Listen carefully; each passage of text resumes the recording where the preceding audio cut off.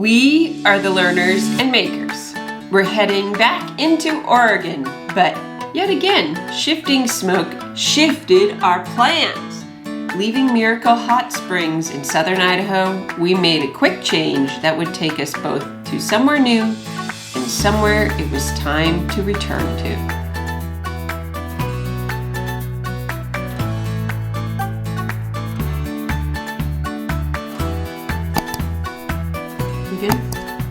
You really don't want to talk about the kittens? No. The kittens. That's like the most serendipitous wildlife encounter of the entire trip. Fine, talk about the kittens. Travel is all about fresh perspective. That's whether it's somewhere new or whether you're returning to somewhere you've been to before. You always have a chance to see it with a fresh perspective.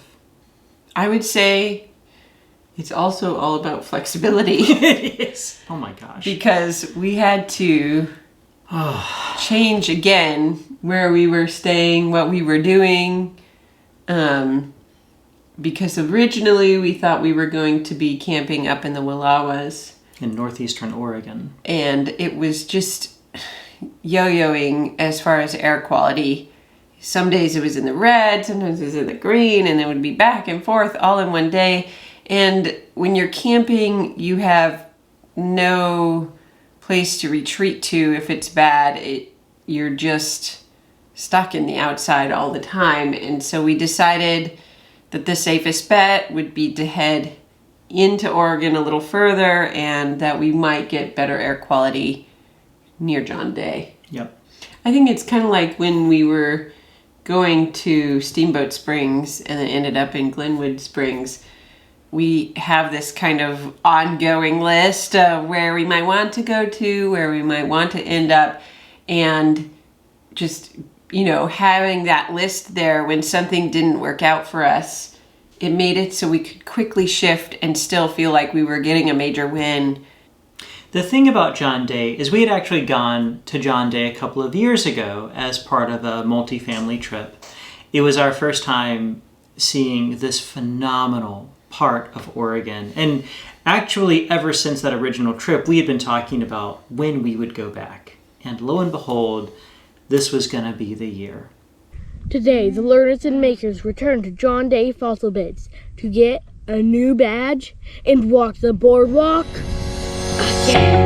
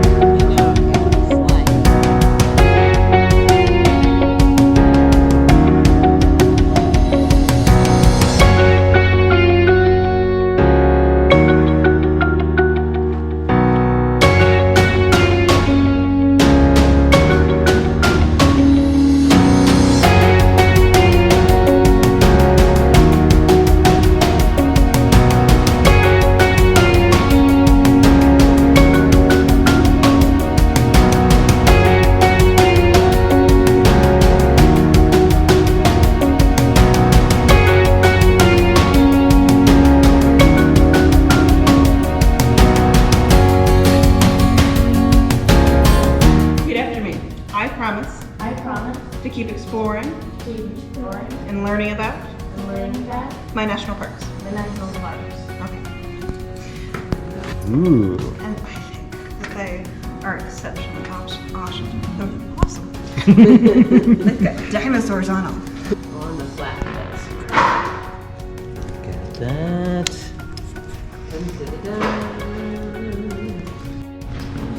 Well, look at my Junior Paleontologist. Hey, what about this? No, and your cool pin from Hagerman? Yeah. Give me 5, Junior Ranger. Good work. We did a few things differently, partially because we knew we would have more time in the National Monument this time. And so the kids, we thought, well, they've already earned the John Day Fossil Beds Junior Ranger Program badge. And so we went in and the ranger said, well, did you know there's a paleontology badge? Which felt so perfect for our kids because we had visited 3 or 4 different fossil butte, dinosaur, Hagerman, and then John Day, different fossil areas, not just dinosaur fossils, fossils from different times, including mammals and fish and lakes and plants and all sorts of things. So it's just like, that was really lovely. And it was great to find out that there was this other option for our kids to learn something a little differently. Since the kids had been there before, there were things they remembered. There were also things that were kind of new again to them, since, they were a little younger then, especially for Aster. But it really reminded us that no matter how many times you go somewhere, you're always coming there as a different person. It's always got things that are the same and things that have shifted in subtle or big ways. And you know what? No matter what, you don't get to do everything. You don't get to see everything. There will always be more to experience because a place can be familiar and yet remain fresh. Mm-hmm. That's definitely how John Day felt this time. We spent some time at the visitor center where the kids could work on their junior paleontology badge. And we used that as kind of a prep time. And then from there, just a couple miles north, you drive up to this area called Farno. And this has some really nice little hikes and kind of sun-beaten picnic areas. And it's so quiet there. You're not going to get big crowds at Farno. No. But it's easy to get to.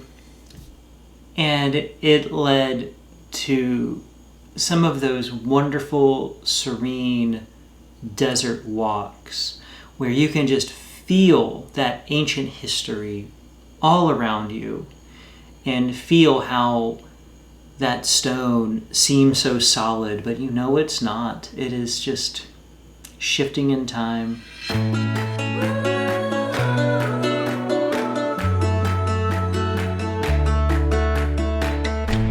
Hear some rustling, and normally we think it was water, but not here. Here, some dry plant leaves.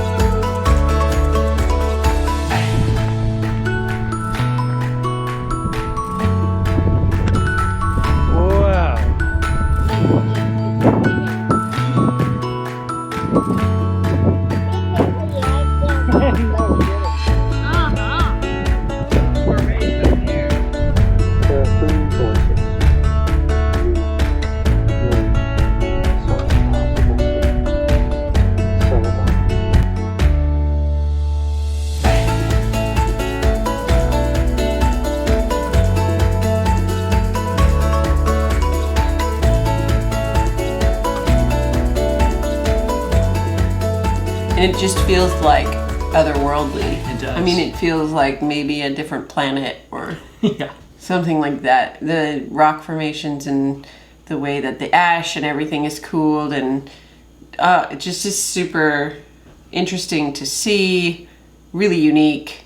Well, and that's kind of the whole thing with John Day. Like, if you're watching this, there's a decent chance you're familiar with the famous Pompeii eruption in Italy, where, massive volcanic explosion, all these things preserved because there was ash that came down so fast, stuff on the table in people's homes, all of these things, it's like they're just frozen mid-scene.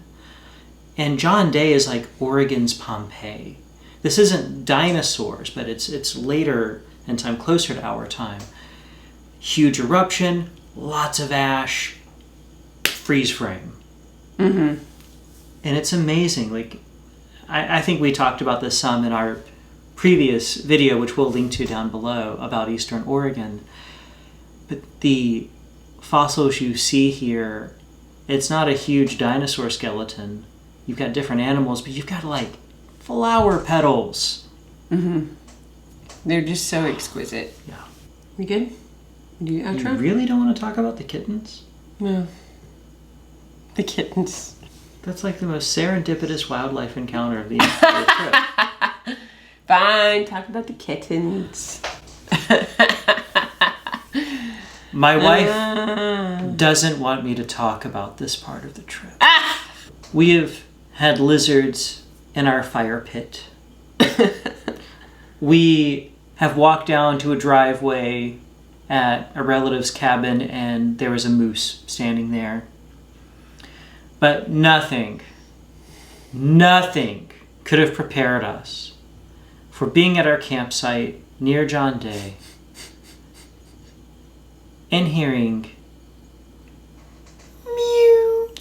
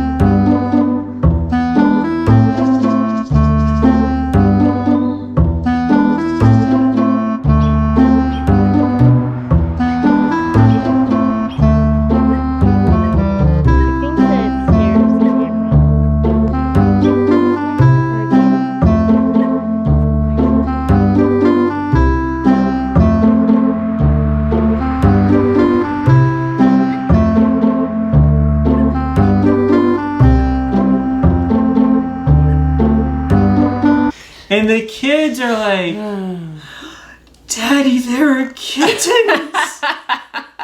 And Aster's just sitting like, I've never seen a kitten in real life that before. too.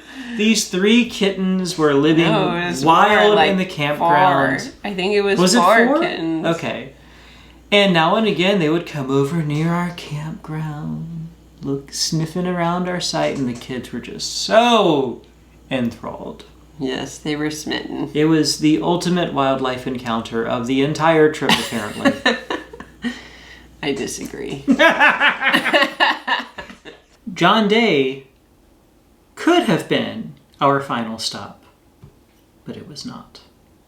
As for the very end of the trip, which we'll cover in a next video, we also went to Newberry Volcanic National Monument, south of Bend.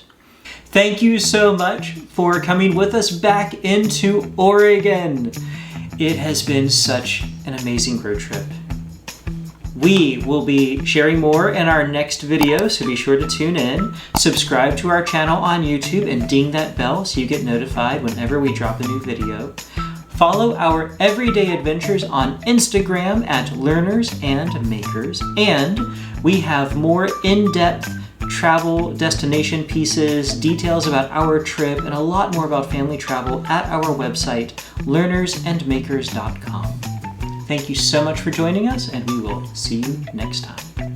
Bye.